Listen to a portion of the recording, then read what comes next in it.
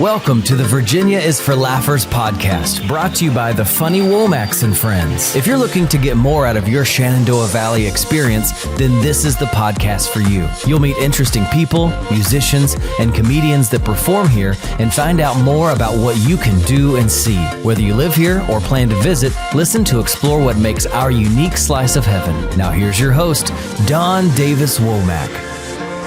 Hello, Laughers. Today's guest is no stranger to the spotlight or to clean comedy greatness. Mark Gregory, nephew of the legendary comic and activist Dick Gregory, is carving his own legacy one laugh at a time.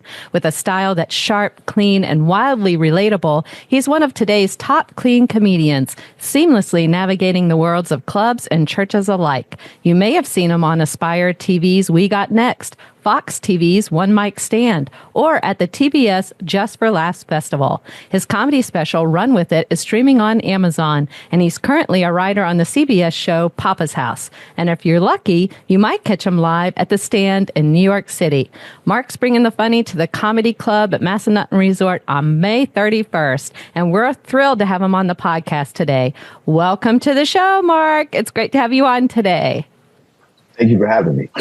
Yeah, this is so exciting. Before we get into it, I just want to tell the Laughers real quick. If you've been listening, you know the recent news that I've been acceptable. I've been accepted on the Audible Creator Program. And that means that there is an affiliate link in the show notes. And when you click it, you get a free audiobook. And if you sign up for a free trial, then the podcast gets a little kickback so we can continue to grow and get great content out there for you.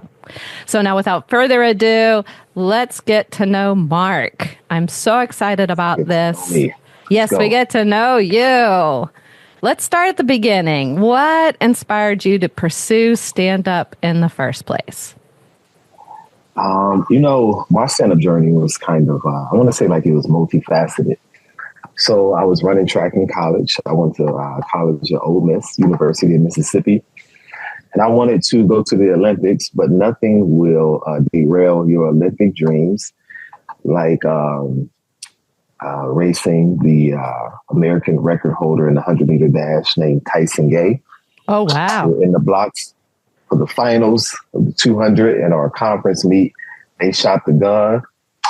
His feet were doing this, and I was still like this in the blocks. Oh, my goodness. I was like, I think I probably should focus on something else because I don't think the Olympic dream is going to happen. But no, so really and truly, I really wanted to be a youth pastor. Comedy really wasn't even on my life trajectory. It had always been funny, but I was supposed to go to Auburn to do this internship with a guy who was over Fellowship of Christian Athletes. Oh, great. And he was over FCA at Ole Miss. And then when he went to Auburn, he just didn't have like the same leeway that he had at Ole Miss. So that opportunity closed down. So I had a moment where like I really felt God telling me to start writing jokes. That coupled with my friend who graduated high school with me, and he moved out to LA the year after we graduated, and he started doing comedy. And we would talk like 4 times a week. And he was always telling me like, yo, start doing comedy. You can do it. You can do it. You can do it. So I wrote jokes for a month. And I would go over to my friend's house. I had 3 friends. I had one friend who didn't laugh at anything. I knew if I could make him laugh, it was a good joke. I had a middle of the road friend who kind of was like, okay. And then I had a friend who laughed at everything. That was for the confidence, right? Okay, because the last 2 people beat me up. So I wrote jokes for an entire month. And I put a show together on campus. And I was funny the first time. And that's wonderful. Yeah. So that's how I got started. That is really great. And where are you right now? So I want to ask that because Laughers, you may sense that he may be not in like a big podcast studio right now. And so if there's anything going on with sound, this will explain it. So talk to us about what's happening and where you are right now. Right now, I'm doing a gig in Minneapolis, Minnesota. And my hotel is near the airport. So if you hear the roaring engines, that's why. So I'm right by the airport. Yes. So if there's any lag or anything, we're dealing with this over the internet. I know that soon, but environment matters. So you have more shows coming tonight, or you're doing tonight or through the weekend? in Minnesota? So I have one show tonight. I'm in Boston tomorrow and Hartford, Connecticut on Saturday. Wow, you're traveling around. Do you like traveling for comedy? I do. I really do. I do think it's dope to just travel the world to be able to tell jokes. I mean, when you think about it, just ideally, most people's desire is to not work and to travel. And I get to travel for work. So when you think about that, I mean, that's like a blessed existence. I've been cracking jokes and being funny my whole life. So to be able to travel and to get paid for something that I was doing my whole life for free, you can't write a better script than that. So yeah, I definitely love travel. But also I think like what it does is it allows you to get like a good pulse of the country. I think if you're writing jokes in your area or your particular pocket of the world, there is a possibility to just kind of think very regionally and not have a broader spectrum of how the world feels. Because you can write a joke. Like I live in New York. Excuse me for sniffling. I live in New York. And one of the things about New York, it is so far ahead, so progressive, that if you just stay in New York City, you can technically be writing jokes that are 4 years ahead of America, wow. You know?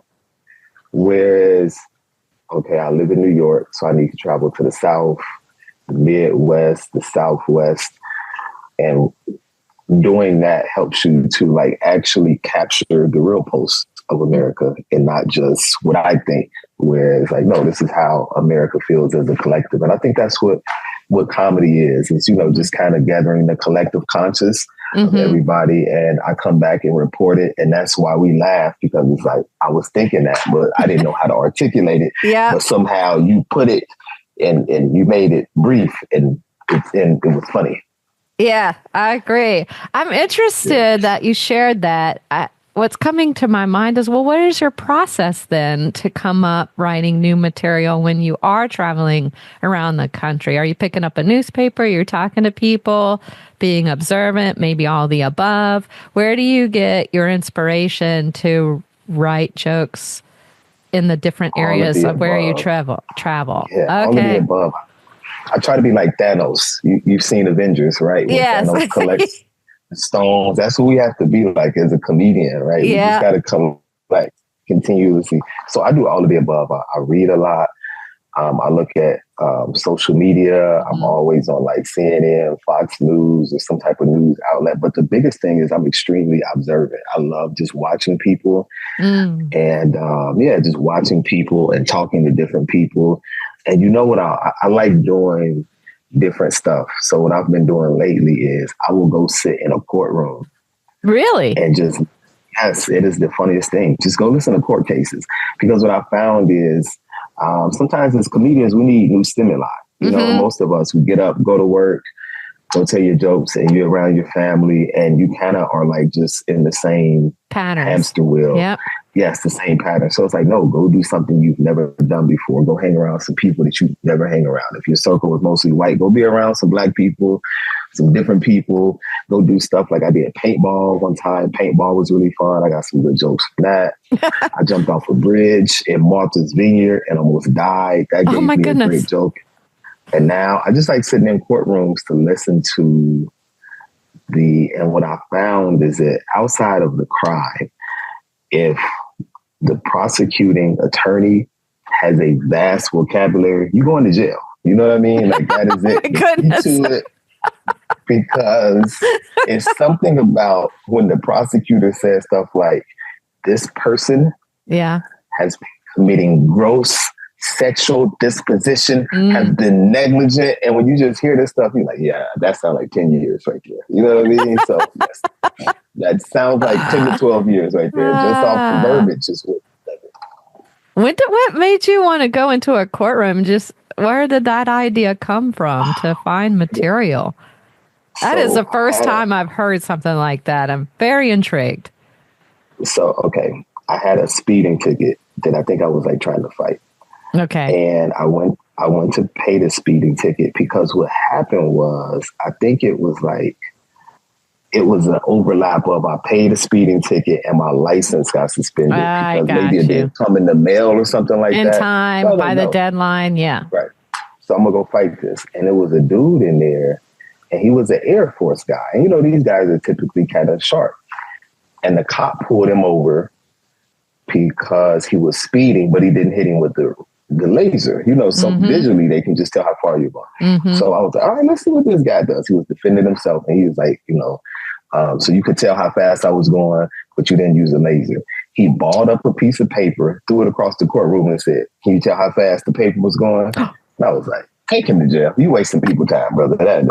So I just thought that was funny, and I was like, "I'm gonna go back," and I did it, and it's been entertaining.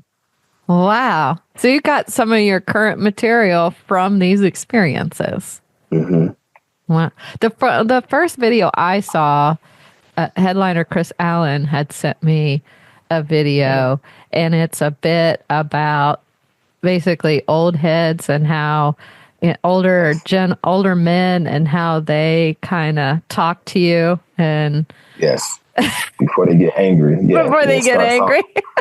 Yeah. I love that one. Listen, if you don't want my apples, don't shake my tree. Hey, I'm gonna tell you, at the end of the day go in, young fella. Huh? You're on the right train, but the wrong track. All right, now. And then they grab you and wrestle with you for 15 minutes and talk to you the whole time. I love it. And the physicality that you do during that bit, I feel like really makes the bit. You physically demonstrate what that scene actually looks like, and it amps up the hilarity. I would love to know a little bit more behind the scenes, the evolution of that bit. Where did the idea come from? Was the physicality in the bit at the beginning, or is that physicality something that evolved the more you did the bit? It morphed to, all right, so this is how it happened. I used to host this Wednesday night show at the Columbus Funny Bone, right? Before I moved to New York, I lived in Dayton, Ohio, and I would host this Wednesday night show for almost 6 years. So a guy in the audience had on, just his outfit was terrible, just being honest with you. Horizontal striped shirt with a plaid hat, and I was hosting. So I came out every time I introduced another comedian, I was like, "Oh, one more joke. Your outfit terrible. I hate your hat." So we were just having a good time. Yeah. And this guy got mad. He stood up and was like, "Man, you gonna leave me alone, man. Stop," in front of the whole show. Oh my goodness. So I think I was like, you know what? You're right. I have been going too far. And I said, I am gonna leave you alone because you were a husky dude and you look like you can fight. Yeah. And then I just grabbed the mic stand and start, I was like, you look like you fight like this. And people went crazy. Yeah. And I was like, oh, okay, that is a good bit. So I took the physicality of it and I think I just added, this is how old men fight. So it went from fighting to the mic stand, and then I would do it on the ground. And then I think I ruined a pair of pants that way. So I was like, all right, I'm going to I'm going to fight the mic stand in the air. And why I stopped doing that was I was at the Dayton Funny Bone one time. This was I moved to New York, and it's my first time coming back to headline a whole weekend. I was so excited.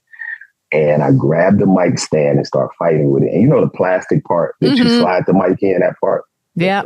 We just had to get a new one of those for our mic stand. Yeah. That hit my eye. Really? This was my last joke. Oh. Listen, it hurt so bad. It felt like, So I didn't know it, but I tore my cornea. Oh, no.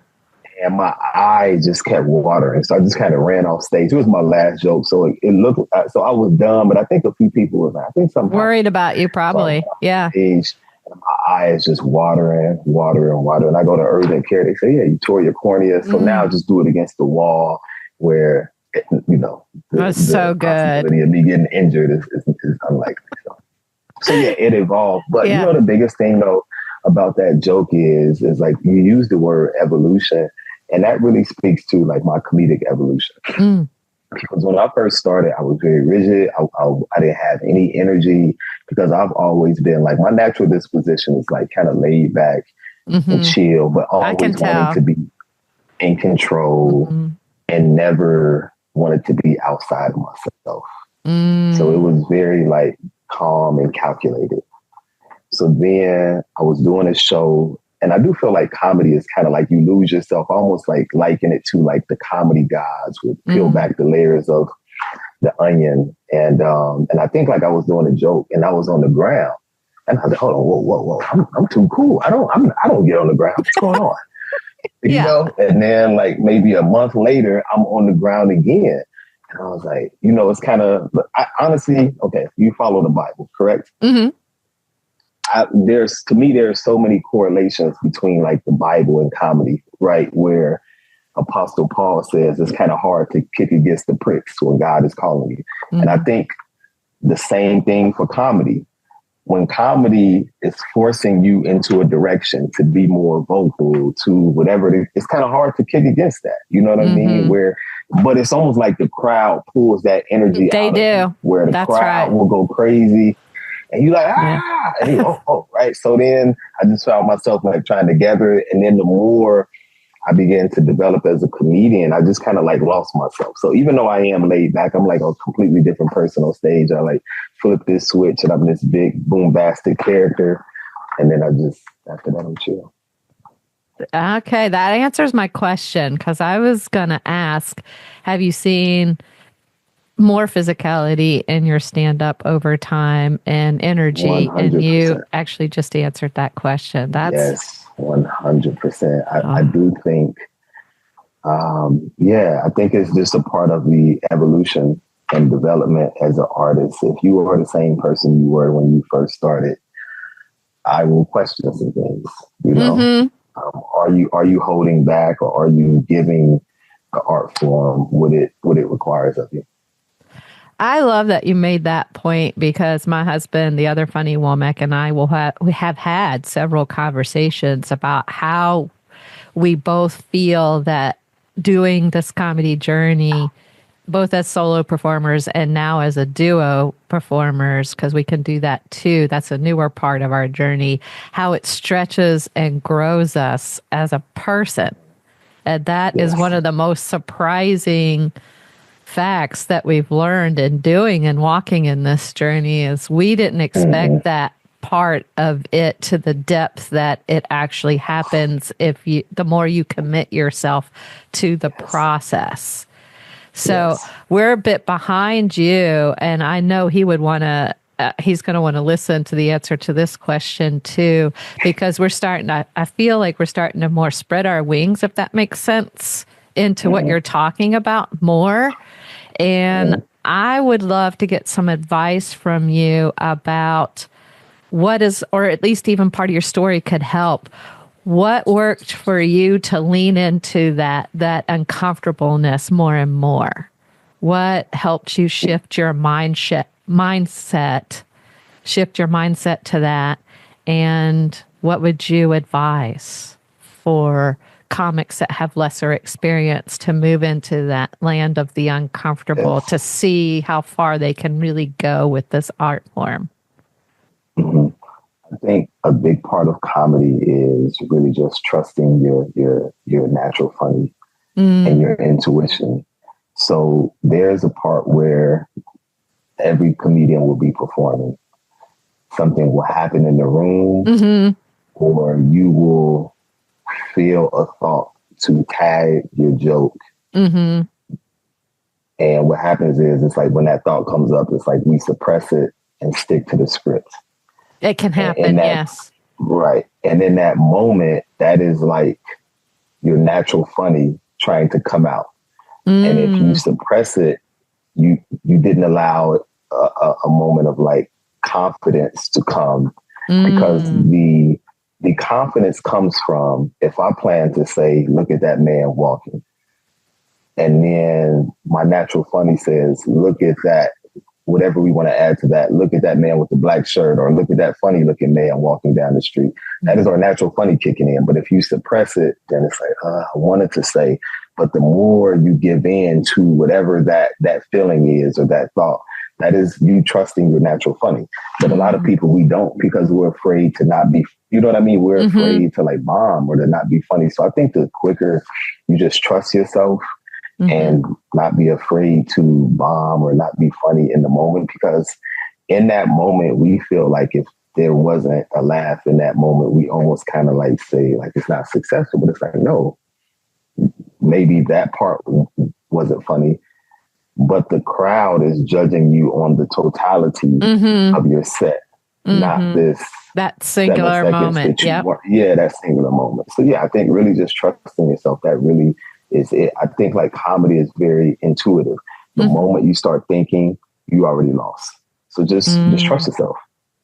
Yeah, I think and that be present. I think the biggest thing is really just being present. Yes. Being present, because there's so many times that you don't even have to do material if you just observe and watch and really just be a sponge. Like our job is to report what's going on in the world, and report what's going on in the room. Sometimes it's cool to just watch the crowd come on or see what's happening a couple of comics before you. And that in and of itself will give you 10 to 15 minutes of material. So it's really just like, just be present and don't make it about you, the artist. Make it about the people who came to see. Yes. If there's something in the crowd that we all see it, talk about that. So yeah, just really just be present and don't be afraid to fail. You know, like don't care about what people think. You're funny. Like you have the microphone, and that's the confidence that you should have. Wow. That's a really good word. It makes me think of your comedic legend, Uncle Dick Gregory. He was incredible. What ways did he influence you in your journey, do you feel? I mean, I think initially, indirectly, he let me know that I was on the right path to do comedy. And I think I think that is huge too, where to know that you're doing and walking in your purpose, that gives it, before we get to any jokes, that lends itself to another level of confidence too, right? Because I know God created me to make people laugh. I've been doing this my whole life. So that by itself. But one of the things that happened was I was in college. I was done with my eligibility. So I'm just working on my degree and kind of had this moment like, what do I do now? And I'm starting to feel like I should write jokes.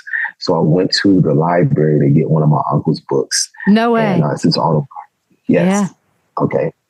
So, and in this book, this was like, the writing couldn't have been any more crystal clear. So in his book, he ran track in college like I did. Wow. He was done with his eligibility. He went to the Army for a minute and he came back and was like, I'm going to start doing comedy. And this is the moment that I was kind of up in the air about doing comedy. And the fact that I'm reading a book that my uncle wrote in this same juncture in life that I was like, man, it couldn't have been any more. You know what I mean? It was like the path. A sign almost, yeah. A sign. Yeah, that's really how I took it. It was a sign. Yeah. So that was the beginning of it. But I think the biggest thing, so I was around my uncle for the last 2 years of his life. We were on tour together. Some of the things that I saw him do, he was always present. He took his time. And one day we're doing the Albany Funny Bone.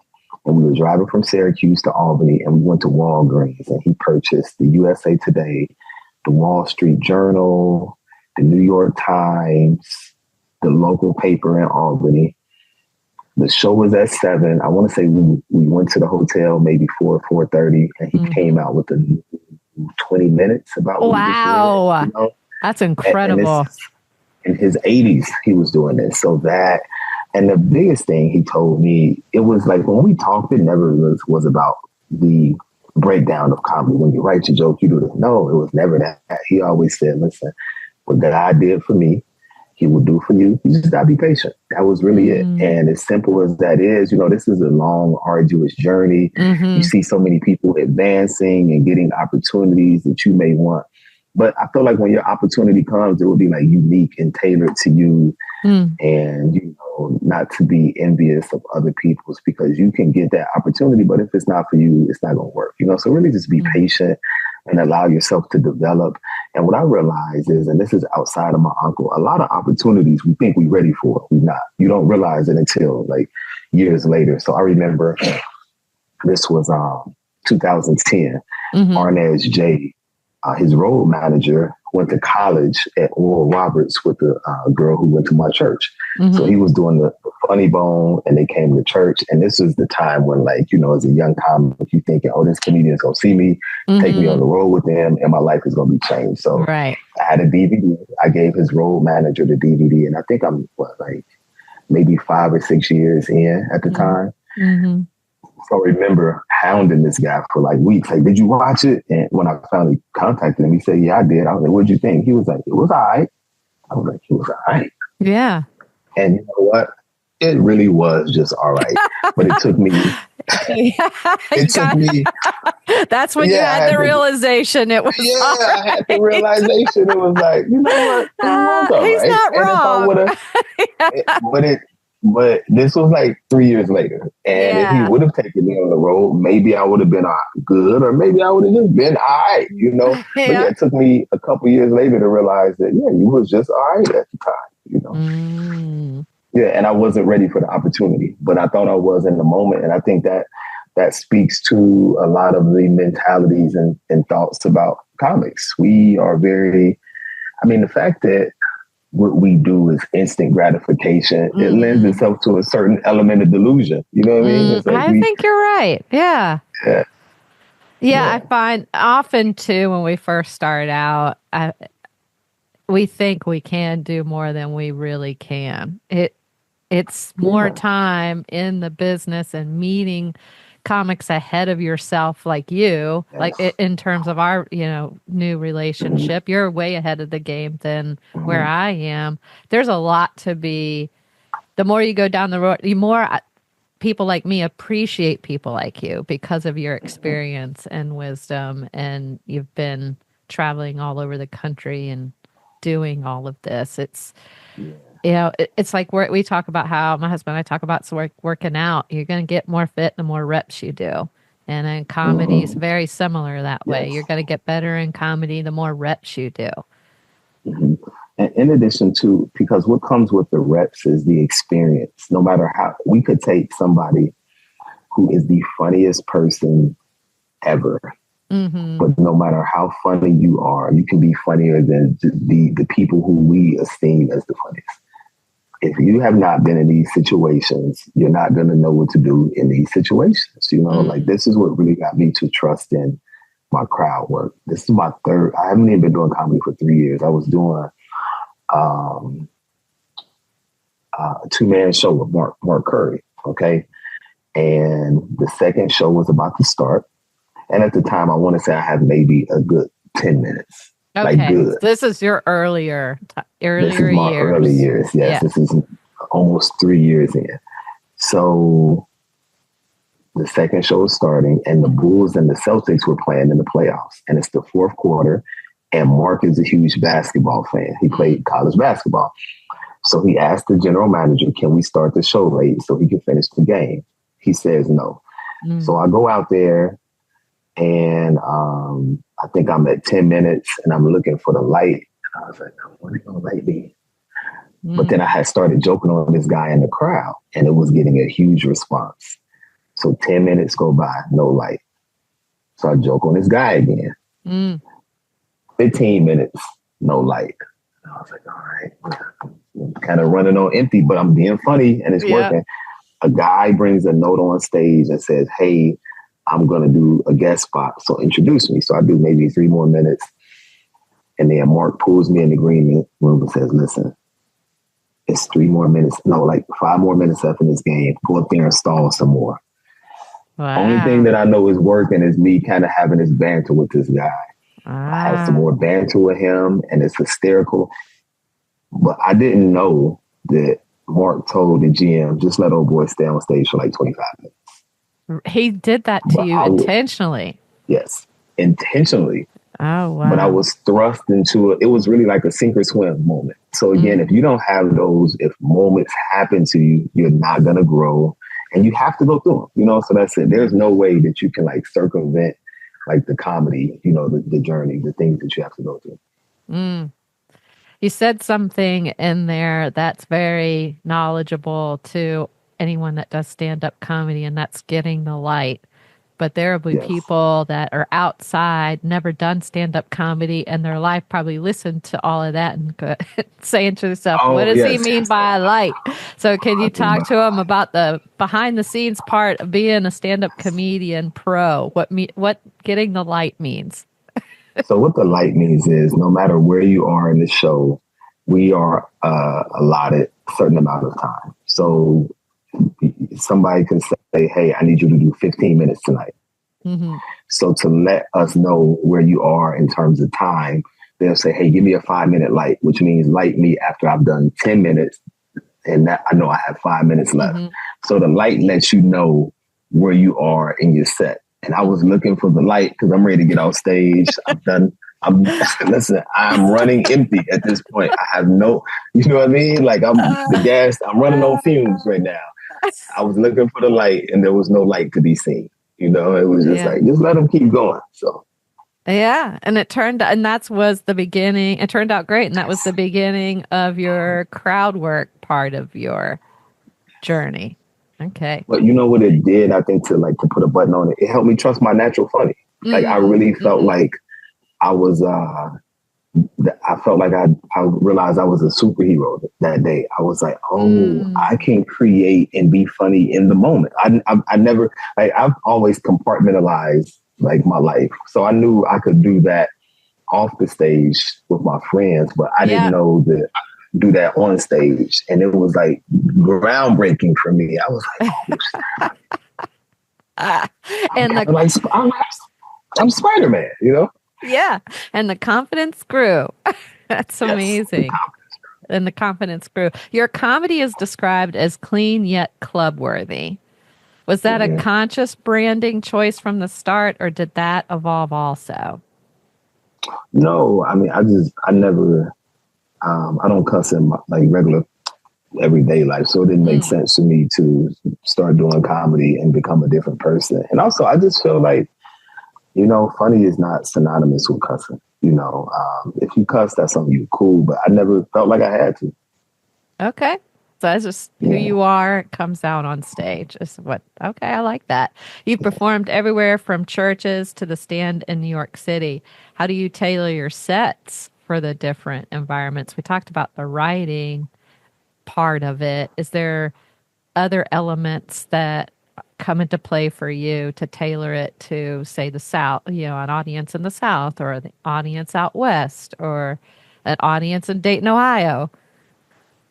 No, not really. I mean, I think if you just write funny material, it's going to translate no matter where you are, South, West, Northeast. It doesn't matter. Funny translates. That's it. Yeah.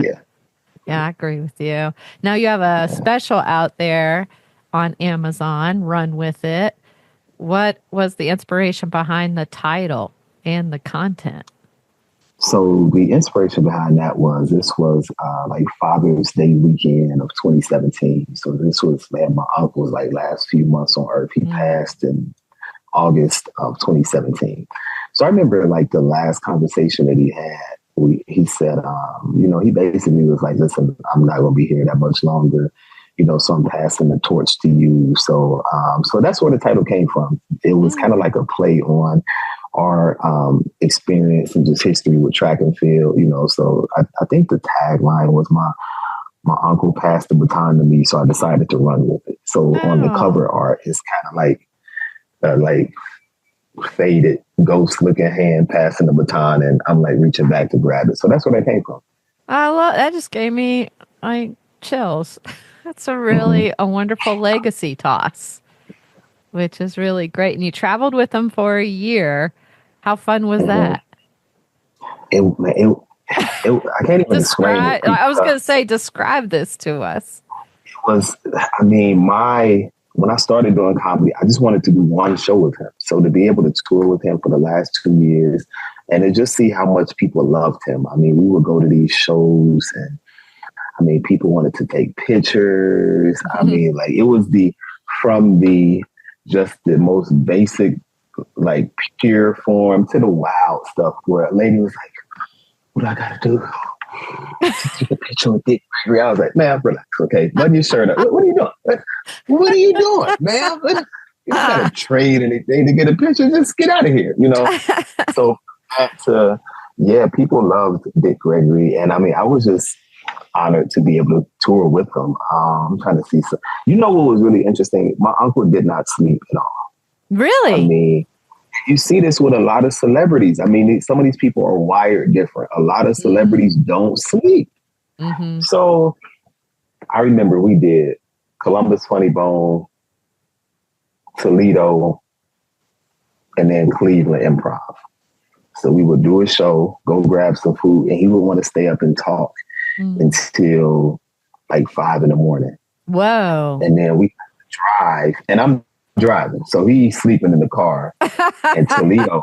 I'm on fumes. Yeah. So then when we got to Cleveland, I'm literally on maybe 2 hours of sleep. Okay. So we did 2 radio stations and TV station. And then after that, we went out to eat. Now, also, it is so difficult trying to walk with Dick Gregory because everybody will stop and take a picture. So a trip that should take 15 minutes is really going to take an hour and a half. So we go out to lunch, and I'm falling asleep at the lunch table. And he was like, nephew, I need to go to Walmart and get some socks. I said, do you want me to be funny tonight? He was like, of course. I said, I can't go there. I need to go to sleep. I cannot. I can't keep up with you. You want me to be funny? I can't. He was like, oh, no, that's fine. And I went to sleep.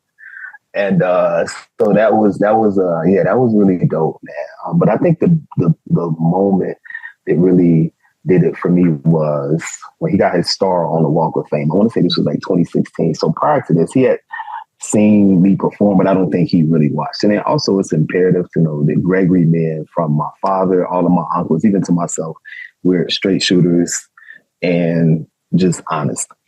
So when he gets his star on the Walk of Fame, it had this red carpet comedy tribute for him. And it was like a huge who's who was there. Dave Chappelle's in the audience. Wow. John Legend.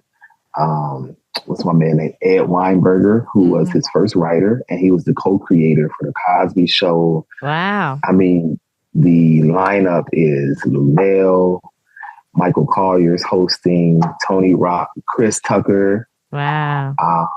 And I think I've been doing comedy like maybe 8 or 9 years at this point, but I'm solid. I'm legit funny.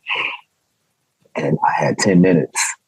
And my set was amazing. And my uncle was like, that was beautiful. So to hear him say that was amazing. But listen, let me tell you what's so funny. So at his funeral, I did a set.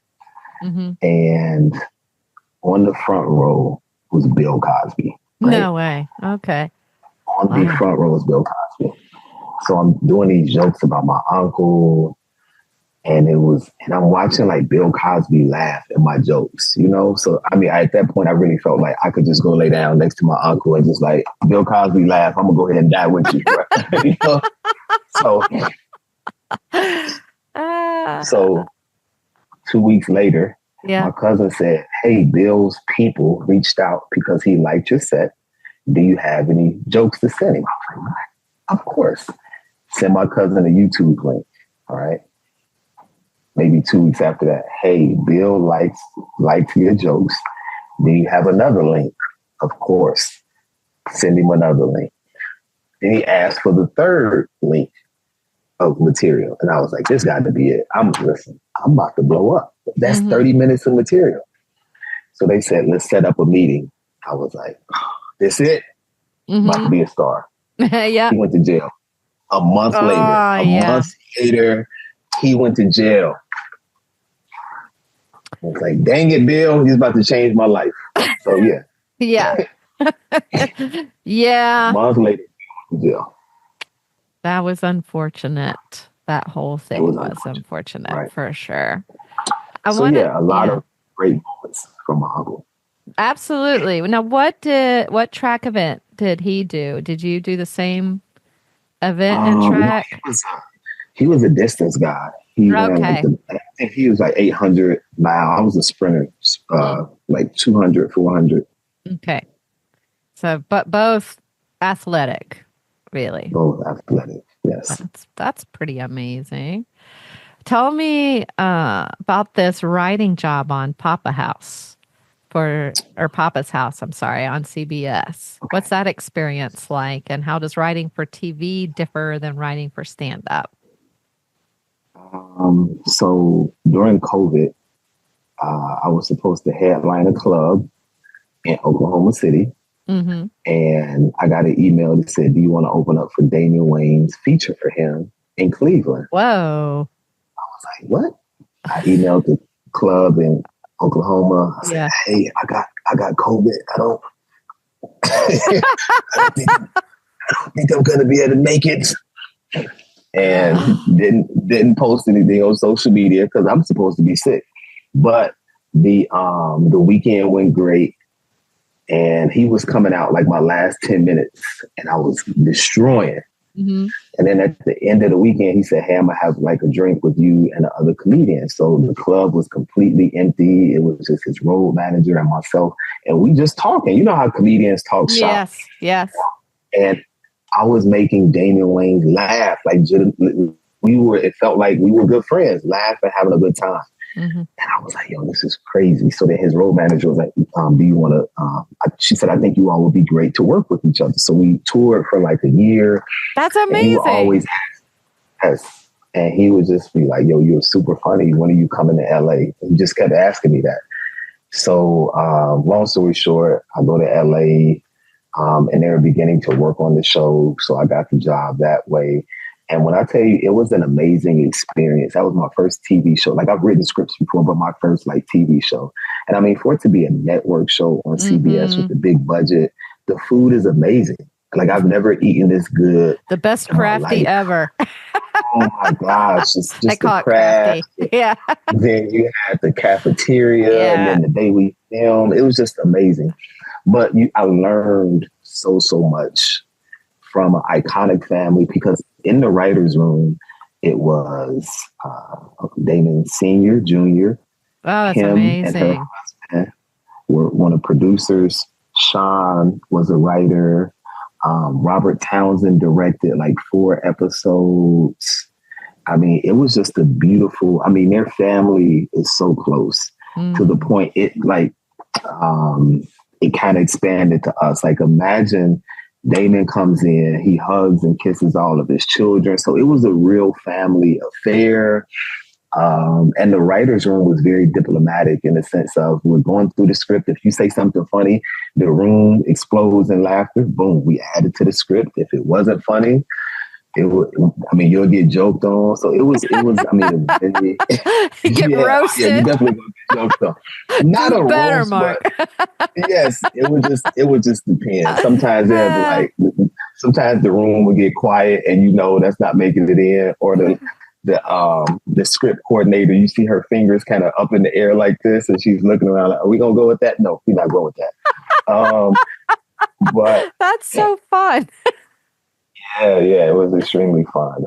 But I think to answer your question, the difference between the two, writing for like stand-up versus like TV, network TV, it can come across as corny a little bit. As much as you want it to be funny, it does. So you kind of have to overcome the hurdle of this is corny. But CBS's audience is 60 plus. So you have to think like, what do these people want to hear? And just looking at all of the other stuff, like, okay, so I think you just kind of have to get on the frequency of this is what does it feel like, and just thinking like someone who's writing for 60-year-old people, basically.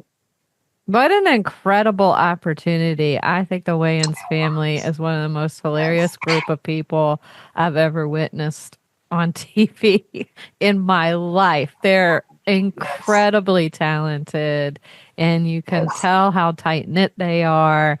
And I've always said to my husband, I would just love to spend one day in a room with these people. Oh my God. Just one day. Just one day. Hearing Damon laugh is like the funniest thing because he's 63, but he still has a youthful energy like he's 20. I was watching an interview with him not too long ago, and the interviewer was talking about how Marlon looked young for a long time, but now he's you could tell he's getting a little older.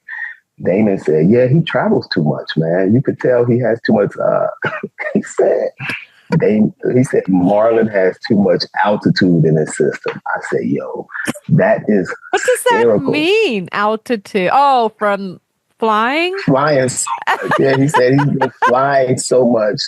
He has too much altitude in his system. That is hysterical. So yeah, that was, just tripping out in the writer's room, like those moments where we're just sitting around laughing was like some of the moments that you'll never forget. Oh, what a treasure and a gift of an experience you had. That's amazing to me. Do you find audiences are surprised when the clean comedy you do still hits just as hard as edgier sets? Sometimes, I don't.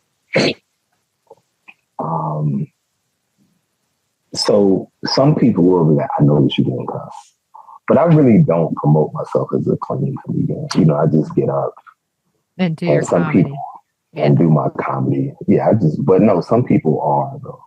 Some people are definitely like, you were. Yeah, I feel like my life is so. I had so many different experiences that I can tap into, and it's just like just be yourself. Like don't. Because a lot of times clean is associated with corny or it's not going to be funny. Nah, I just feel like whatever you're doing, put your own swag, put your sauce on it. If you're going to be clean, just be funny, and don't be corny. That's the biggest thing. And don't let people know that you're clean, because some people try to wear it like it's a badge of honor. And it does kind of create like some type of division between you and the crowd, and then coming in, they already have these preconceived notions of what it's going to be to be clean. Now just get up and tell your jokes, man. Let the crowd decide. I like that. Yeah, I agree with that. I feel that happens sometimes when you differentiate. Miss Womack, the queen of comedy. And then as soon as they say that, the crowd is like, we'll see about that. We'll see.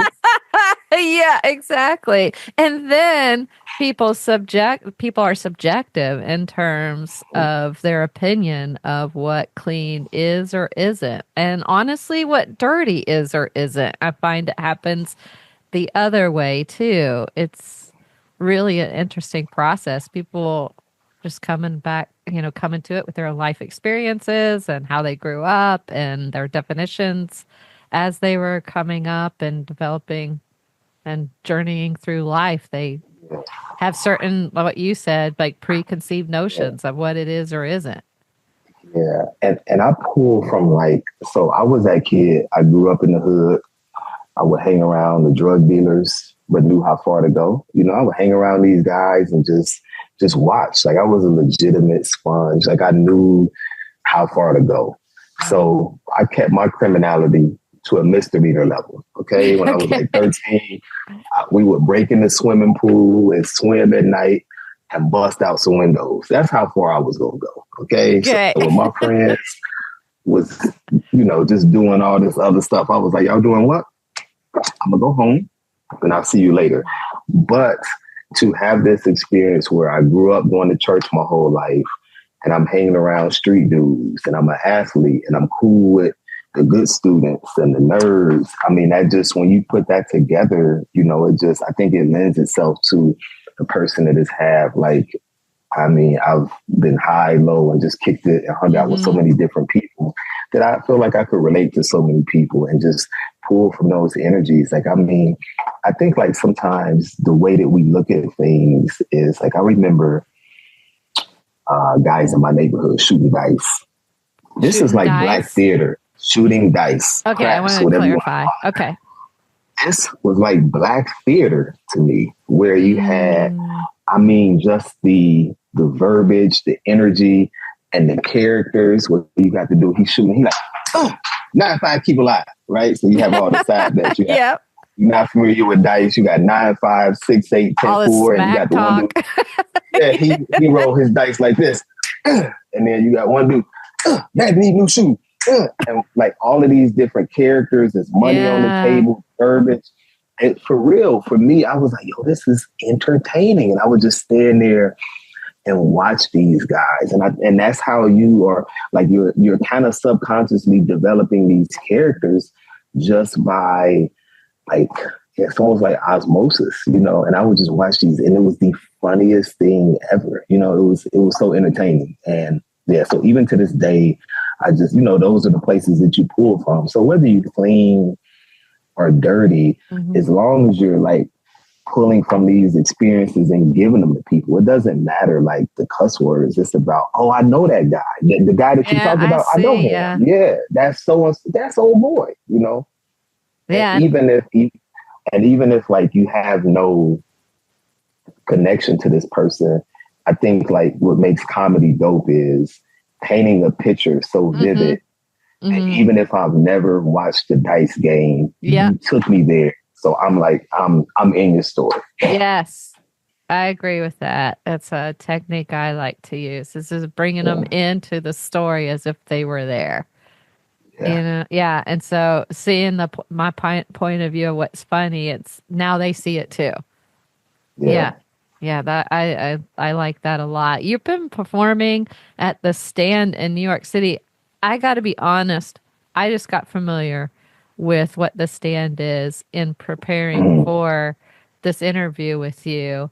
And I am super impressed with what I was reading on their website and what it's all about there. And there's a lot of big names that come through in that place. That is the dope thing about New York is that like it's the drop in. So to me, New York is like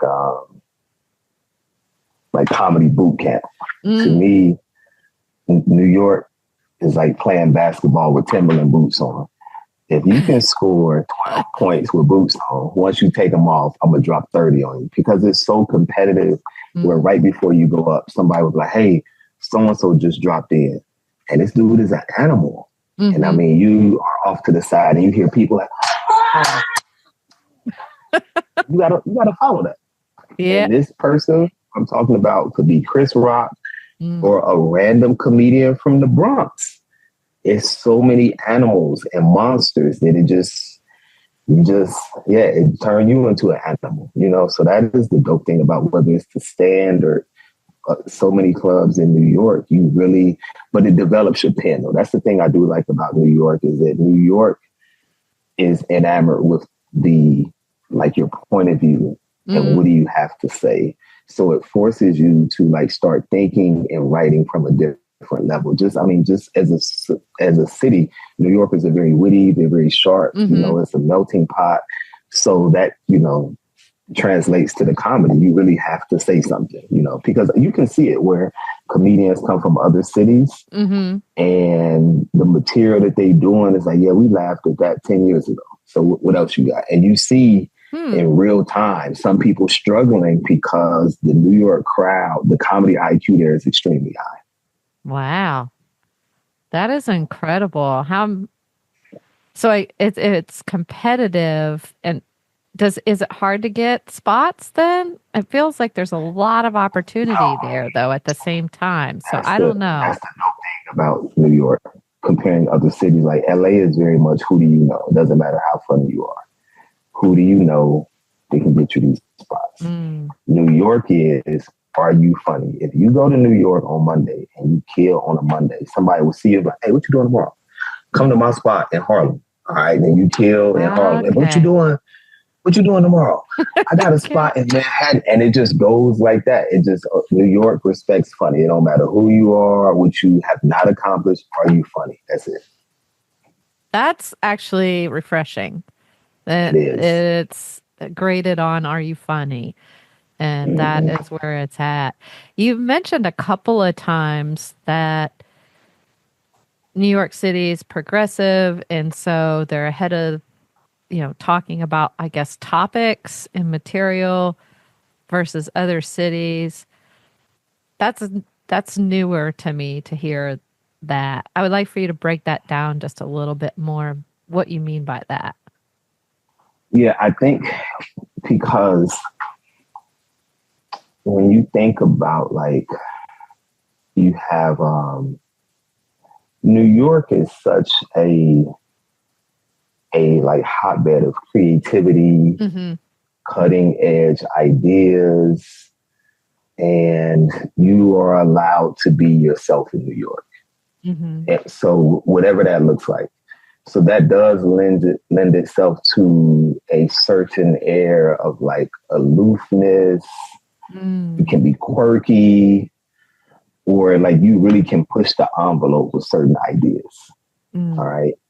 And if you're honing a set or a joke in New York and it has a lot of those factors, you can go to a city, let's say a city that's more, I'll give for example, you don't even have to like leave New York. Okay.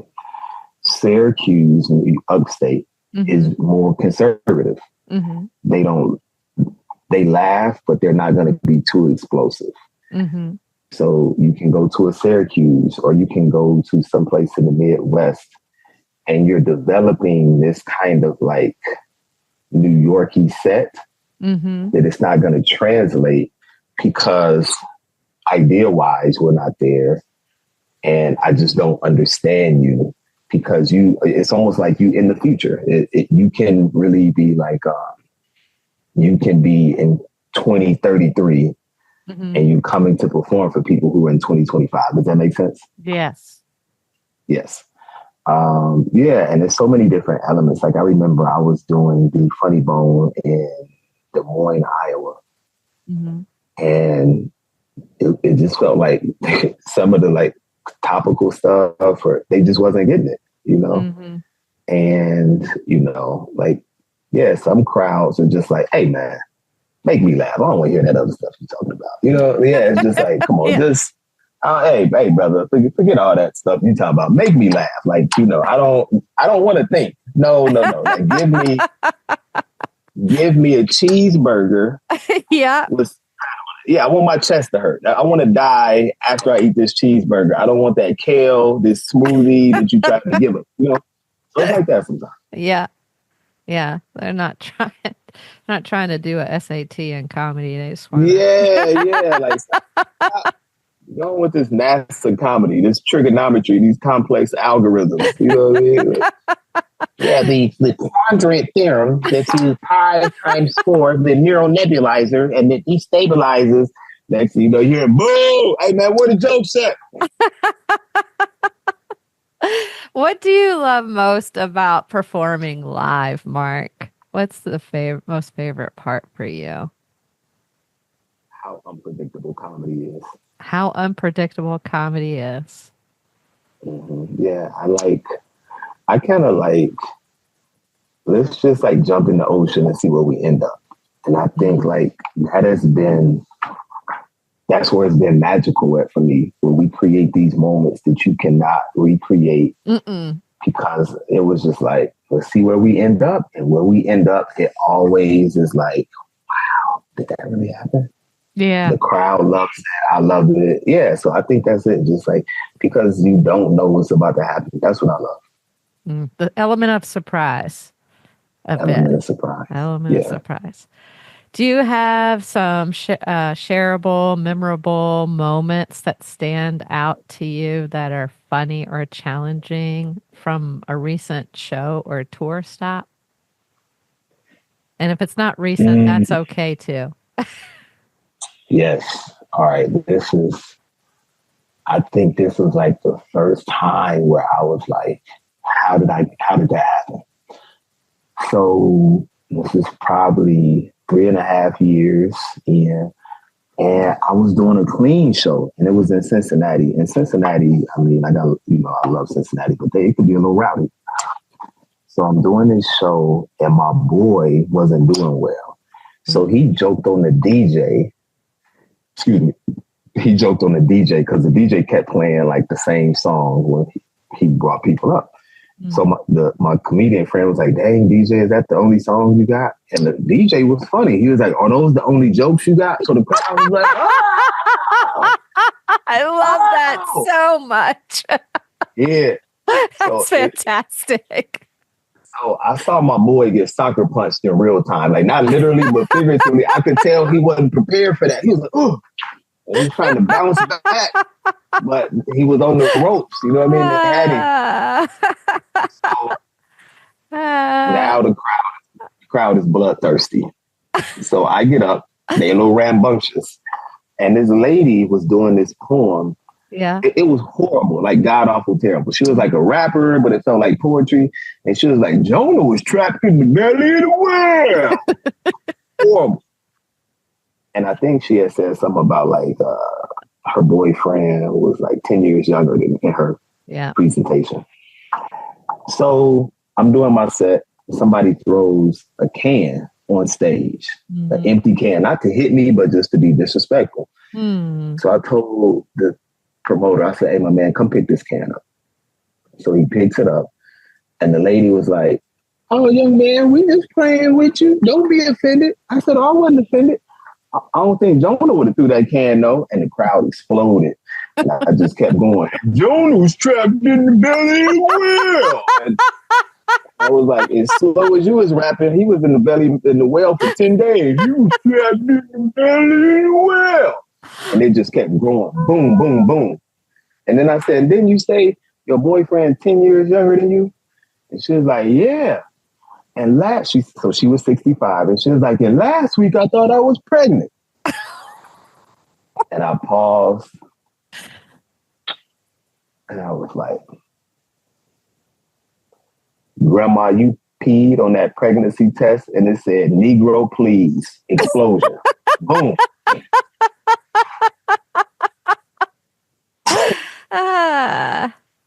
And me and my boy got in the car, the guy who got booed. Yeah. And he was like, yo, how did you do that? And I was like, I don't know. I don't know. And that was like, I think that was the beginning of me loving just the chaos of comedy, you know, just how unpredictable it can be and wiggling out of it. But then when I found out, like, you know how you can be like, you know how to do math, but you don't know how to show your work or to do the equation. Like from teaching comedy class, you know, in a comedy workshop, I now know that the more tension that you allow to fester creates a bigger explosion. I didn't know that at the time, but I know that's the formula. So I think that's really it. Like I do like to create tension and make it burst, you know? So that's what it was. I didn't know it at the time. I couldn't like, you know, put verbiage to it, but yeah, I really, those are the moments that I like. And that was the first time that I got out of a situation that was ugly and I came out victorious. And since then I've been hooked. You have been hooked. You've got a lot of experience. What would your advice be for up-and-coming comedians trying to break into the comedy scene, especially those committed to clean comedy? I would say, for one, if you are committed to clean comedy, don't make it a thing. Just be a comedian. You know, like don't try to hang your hat on the fact that I am a clean comic. Let people see that you're clean by being clean, but you don't have to promote it. That's number one, especially if you are going to work in like, quote unquote, a secular world. If you're just going to stay in church, that's that. But also don't stay in church either, though, or don't just stay in clean pockets because you will not develop. I think like if you are clean, perform everywhere, and that will allow you to develop and hang out as much as possible. If you are pursuing comedy is about networking. So and lose the idea that it's about being funny when that's probably like third or fourth at this point on the list. It's really just about opportunity, is about proximity. So just hang out, just go hang out, be where you want to be. If you want to get in this club, go hang out at that club, or if you want to get on with these people, go hang around them. That's really, I would say that, don't focus on being funny and just be around comedy. Submerge yourself in comedy. That's great advice. I'm so excited that you're coming here May 31st to the new comedy club. It's Massanutten Resort. It's amazing. I love it out there. What can the audience expect from your set that night at the resort? Yeah, a lot of funny. Right now, If you haven't seen, a good example, the past hour, that's how people are, right? You've been making them laugh for an hour. Make me laugh. You mean what I've been doing? Right now, I mean, I'm talking about a lot of stuff right now. I'm talking about deportation, planes, crashing, the airline industry, my kids, relationships. And again, I love being in the moment. So we're going to joke with the crowd and jump into those waters and see what happens. And if there's nothing in those waters, like, well, back to the material, because you guys are boring. Your lives are not interesting enough to talk about. So you just get up and go to work every day. Boo. No, I'm sorry. It'll be a good time. This is a room where people do like to connect. So I think that will happen naturally with the audience for sure. So I'm excited about that. And we've had a great time hanging out today, but I also don't want to leave without giving the Laughers some way to get in touch with you. So what is the best way for our Laughers to follow you on social media or otherwise, to connect with you, follow you, get more information, that type of thing? Best way to contact me is 555. No, my socials are Comic Mark Greg, COMIC MARKGREG, Comic Mark Greg, and I have some very funny sketches. Have you seen any of my sketches? I have not seen the sketches. I've seen your stand-up, so I better go check that out for sure. I did a used car, a janky, what was it? So I went to the Goodwill with my daughter on Monday, and like I just started trying on these suits, and we were in Goodwill laughing. I was like, I look like a used car salesman. So I drove to a used car lot and just made a sketch about how the janky. I started off with I was standing in front of this car. I said, "Has that car that you purchased with your income tax money broke down? If so, come see me, and I'm gonna give you another car that don't work." Like, and Gregory Automotive our motto is, once you leave the lot, that's on you, right? So I did a sketch, and it was just really fun. I did it with my daughter. So I do these sketches on social media, and that's it. So it's my social media, Comic Mark Greg. I got sketches on there and some stand up. So. Is it on Instagram? Instagram for sure. I know. Do you do Facebook too, or is it mostly just? Yeah, I do Facebook. So my Facebook is Mark Paul Gregory. Okay. Fantastic. Well, we'll definitely check the sketches out. This has been so fun. Thank you for joining us today. Thank you for sharing part of your life and your story and your journey and your Uncle Dick Gregory and the wisdom and the advice and the laughs, of course, and your comedy with us. Thank you so much. It's been a pure pleasure to get to know you better today. You are welcome. It was fun. I can't wait. Yes, it was. Yeah, I can't wait either. You're a beautiful soul. It's good to connect with people. Thank you. I appreciate that. That means a lot to me, Mark, because it's just the beginning. They're not going anywhere. Go ahead. Don't make me a liar. Then go out and do some mean stuff. I call her a beautiful soul. I won't disappoint. I'm not perfect. I will just put that out there and claim that. But my intentions are good. Yes, I'm not perfect, but my intentions are good. Said every criminal. And my intentions are good. Okay? You've heard it in court, I'm sure. Yes. I see that. That's it right there. You put a button on it. You brought it back. See? Call back. There we go. Yeah. It's going to be a good time. We have a vision to make the Shenandoah Valley a premier destination for stand-up comedy. Massanutten Resort is partnering with us to see that vision come to a reality. So you are part of the early days at the Comedy Club at the Massanutten Resort. So we're very excited about that. Thanks to you for being a part of the beginning of our story. I'm sure we're going to have you back again. But in the meantime, I want to say to you, Laughers, thank you for tuning in today and spending time with us. Don't forget to like, share, subscribe, tell a friend if you enjoyed your time today. We cannot be where we are today without your support. We continue to grow with listeners and viewers across the U.S. and the globe. And for everybody listening today that keeps following us, thank you, thank you, thank you. We love you and appreciate you so much. Also, remember that we have that link in the show notes. You can grab a free book from Audible. And then if you sign up for a free trial, we get a little kickback to help this podcast continue to grow. So thank you again if you decide to do that. And lastly, and most importantly, thanks for tuning in, Laughers. Out of all the podcasts out there, you picked us. And we think that's pretty darn special, just like you. Until next time, keep smiling. Bye. Thanks for tuning in to this episode of Virginia is for Laughers podcast, brought to you by the Funny Womax and Friends. We'll be dropping a new podcast every Wednesday, so check back for another uplifting episode. Come to a FWAF show or let us bring one to you. To find out more, head to thefunnywomax.com. Be sure to share this podcast with a friend, and until next time, cheers.